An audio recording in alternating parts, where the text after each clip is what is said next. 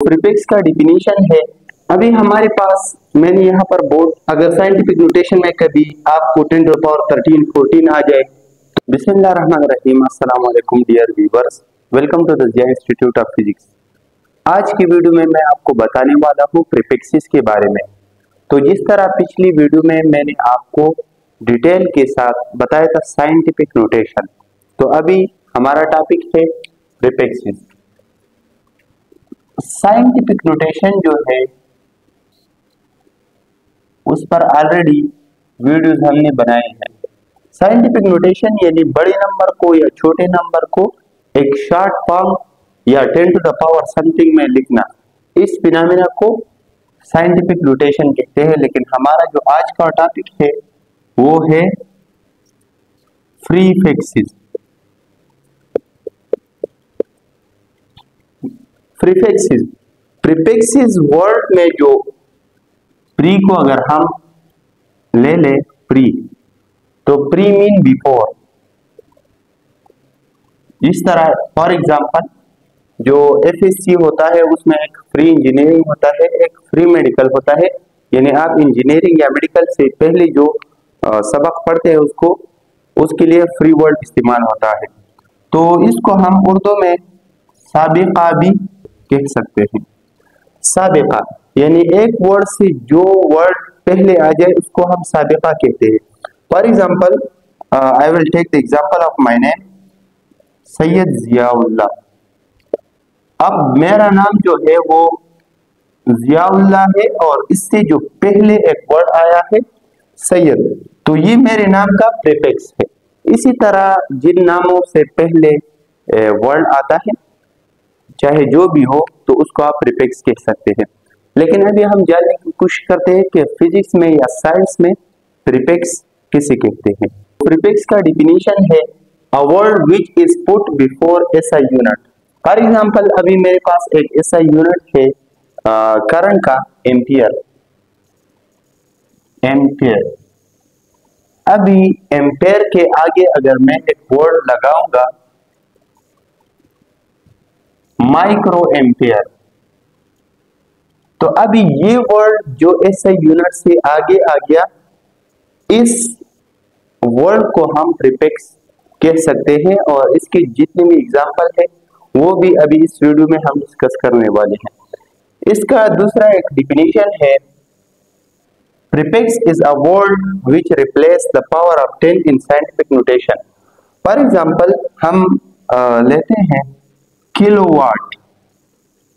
Kilowatt अभी ये एक पावर का यूनिट है, तो फॉर एग्जांपल किलो के बजाय हमने 1000 लिख दिया और वाट। 1000 जो है ये 10 टू द पावर 3 वाट के बराबर है। अगर हमारे पास 1000 वाट है तो इसको हम पावर ऑफ 10 में लिखेंगे, पावर ऑफ 10 यानी साइंटिफिक नोटेशन में लिखेंगे, और इस पावर ऑफ 10 को जिस वर्ड ने रिप्लेस किया उस वर्ड को हम प्रीफिक्स कहते हैं, यानी किलोवाट। तो 10 टू द पावर 3 की बजाय हम किलोवाट लिख लेते हैं। अभी कुछ हमारे पास एग्जांपल्स में लिखने जा रहा हूं।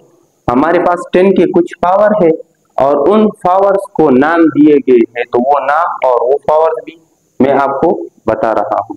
अभी हमारे पास मैंने यहाँ पर बोर्ड पर चंद प्रीफिक्सेस लिखे हुए हैं। इसके अलावा और भी प्रीफिक्सेस है, लेकिन जितने यहाँ पर हमने लिखे हुए हैं अक्सर बुक्स में आपको भी मिलते हैं, तो वो आपके जो कैलकुलेशन का नीड है वो पूरा कर सकते हैं। अक्सर ब्लैंक्स में आता है कि सबसे छोटा प्रीफिक्स या वो प्रीफिक्स जिसकी वैल्यू स्मॉलेस्ट हो, तो वो है ऑटो। इस तरतीब को आप याद भी कर सकते हैं। तो ऑटो की वैल्यू है 10 टू द पावर -18। आपको जहां पर भी कैलकुलेशन में 10 टू द पावर -18 नजर आएगा तो उसकी जगह आप रिप्लेस कर सकते हैं ऑटो को। 10 to the power -15 femto, 10 to the power -12 pico, 10 to the power -9 nano, 10 to the power -6 micro, 10 to the power -3 milli. यहाँ पर एक ऑर्डर पाया जाता है कि 10 टू द पावर -18 और 10 टू द पावर -3 में 3 डिक्रीज है, तो यहाँ पर मैंने लिखा हुआ है कि वैल्यू डिक्रीज बाय 3। इसके बाद सेंटी और डीसी, तो यहाँ पर डिक्रीज जो है ये 1 वैल्यूज डिक्रीज है। तो इसका मतलब ये है कि आपको जहां पर 10⁻³ या 10⁻12 नजर आएगा तो उसकी जगह डायरेक्टली आपको उसका प्रीफिक्स पुट कर सकते हैं। अभी ये वो प्रीफिक्सेस है जिसकी वैल्यूज 1 से स्मॉल थी। अब ये वो प्रीफिक्सेस है जिसकी वैल्यू जो है 10⁻1 या 10⁻1 से ग्रेटर है। तो डी का की वैल्यू है 10⁻1, हेक्टो की वैल्यू है 10⁻2, kilo mean 10⁻3, mega mean 10⁻6, giga mean 10⁻9, tera mean 10⁻12, peta mean 10⁻15 and exa mean 10⁻18। अभी हमारे पास ऐसी भी प्रीफिक्सेस है। आप देख सकते हैं कि यहाँ पर कुछ प्रीफिक्सेस मिसिंग है। फॉर एग्जांपल 10⁻16 और 17 उसका कुछ महसूस नाम नहीं है हमारे पास। तो अगर साइंटिफिक नोटेशन में कभी आपको 10⁻13, 14 आ जाए तो उन चीजों को आप किस तरह लिख सकते हैं, या 10⁻⁻5 या 10⁻⁻4, इस तरह अगर इसके अलावा कुछ 10 आ जाए तो उसको आप कैसे लिख सकते हैं।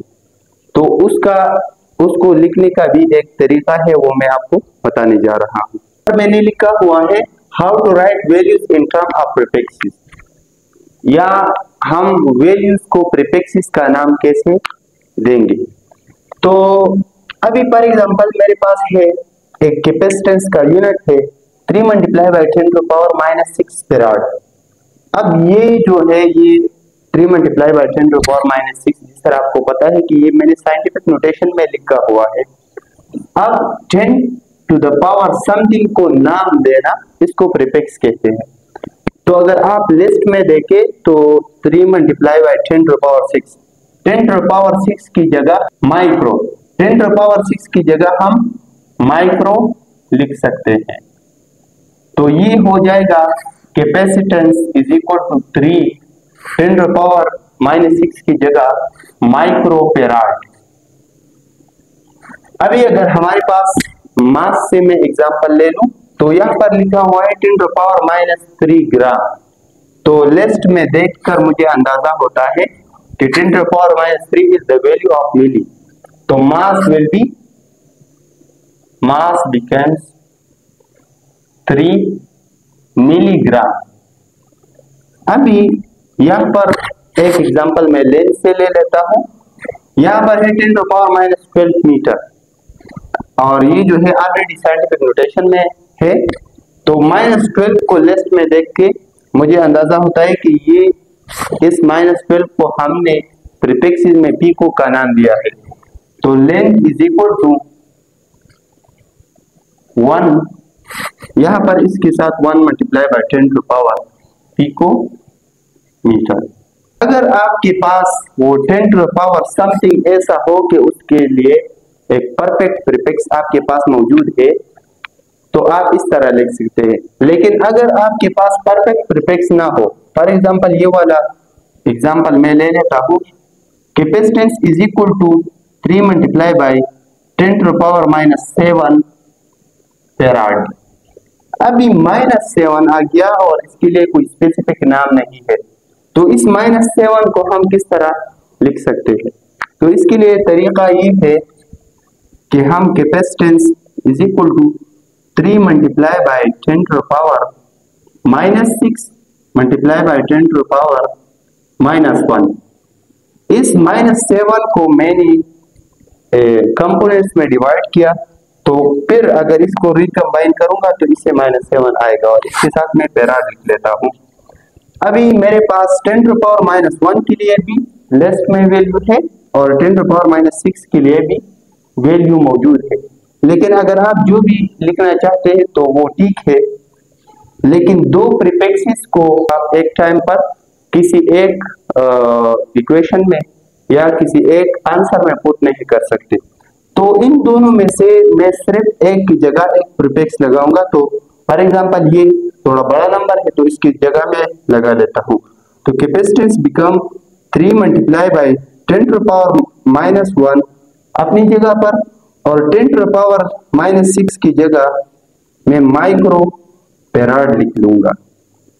तो ये है आंसर। अभी मैं एक एग्जांपल ले लेता हूं मास से।